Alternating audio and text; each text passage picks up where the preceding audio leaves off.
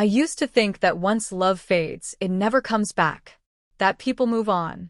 Hearts heal unevenly. And broken things can only be remembered, never fixed.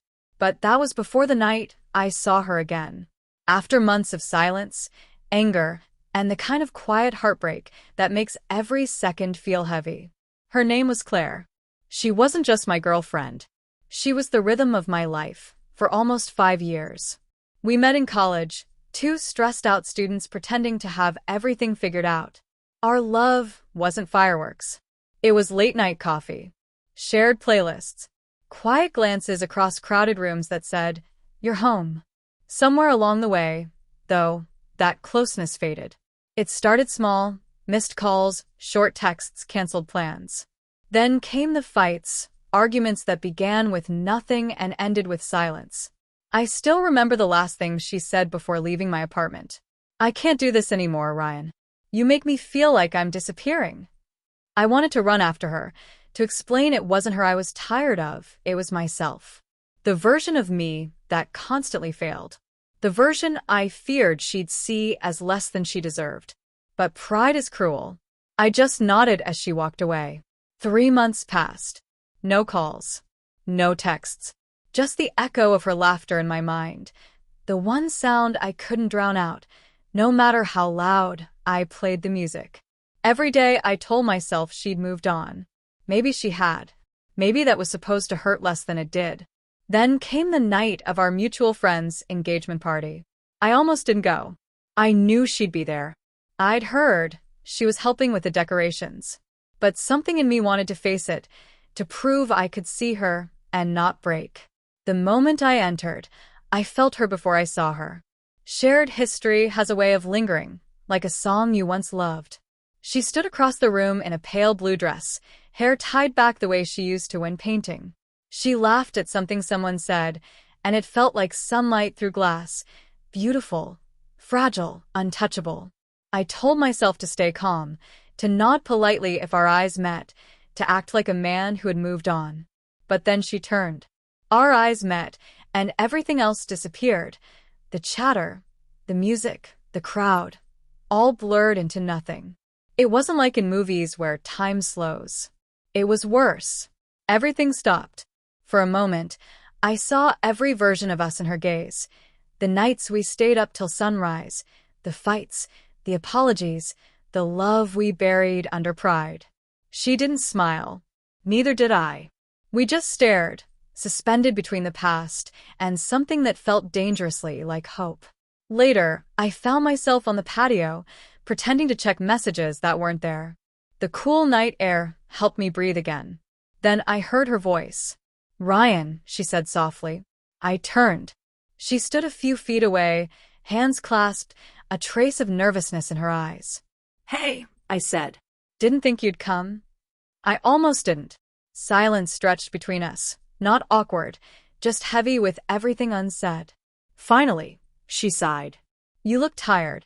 I laughed softly. "You always said that when you didn't know what else to say." Her lips curved slightly. Maybe I still don't. The wind carried the faint music from inside. For the first time in months, we were close enough to see each other's pain, not just feel it. "I miss you," she said suddenly, voice trembling. My heart clenched. 3 words that once felt ordinary now sounded like confession. I wanted to speak, but words got stuck between anger and forgiveness. Instead, I just looked at her, really looked, and realized I'd never stop loving her. She stepped forward. "Can we talk?" Not about blame, not the past, just us.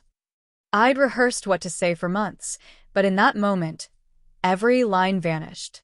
"Yeah," I said quietly. "Let's talk." We walked to a quiet corner of the garden.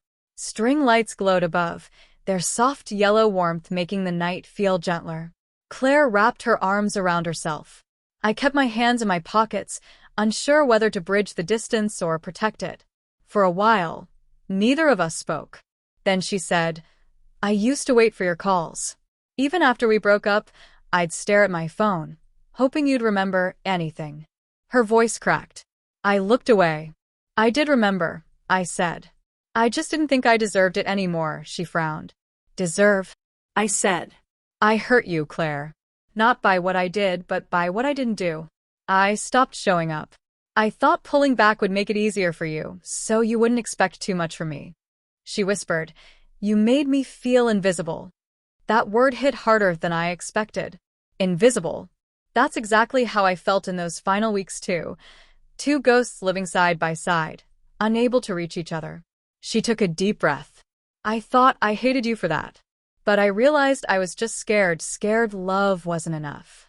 I looked at her and, for the first time, I didn't see the girl who left. I saw a woman who'd learned to live without me, but never stopped wondering why she had to. I was scared too, I admitted. Scared of losing you, of not being enough, of seeing someone else make you happy. She shook her head. "There's no one else, Ryan." I was just tired of feeling like the only one fighting for us. Honesty stripped away every wall I'd built. We stood there, two broken halves of the same memory, trying to see if we could still fit together. After a while, she asked, "Do you think we could start over?" It felt like a knife made of hope. I wanted to say yes, to erase the distance, to believe in second chances. "I think we could," I said slowly, "but not as the people we were." "What do you mean?" she asked. "The version of us that fell apart wouldn't make it again. We'd have to be different, stronger, quieter, more honest. Learn to love without fixing everything." She nodded. "Then maybe we start small. A coffee, a walk, a conversation that doesn't end in silence." A small smile lifted my lips. "You always like simple beginnings." She smiled faintly, and it felt like the world tilted back into place. No hugs, no kisses, no grand gestures, just two people letting the possibility of forgiveness breathe. "I was terrified of seeing you tonight," she said. "I thought it would hurt too much." "Does it?" I asked. "It still hurts," she admitted, "but differently. Like it's supposed to." Pain wasn't the end. Sometimes it was proof something real existed.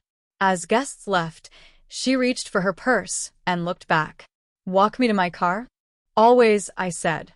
We walked in silence, not because there was nothing to say, but because quiet finally felt safe. At her car, she turned to me. "I don't know what happens next." "Neither do I," I said.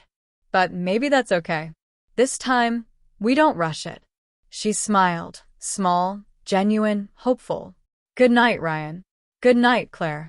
I watched her drive away, tail lights fading into darkness. For the first time since she left, I didn't feel the need to chase her. I just stood there, letting the night settle around me. Maybe she'd return. Maybe not. But something had already shifted. Fear of losing her forever had been replaced by something steadier. Peace. As I walked back inside, I realized love doesn't always end in fireworks or closure. Sometimes it just finds you again quietly when you stop trying to control how the story should end.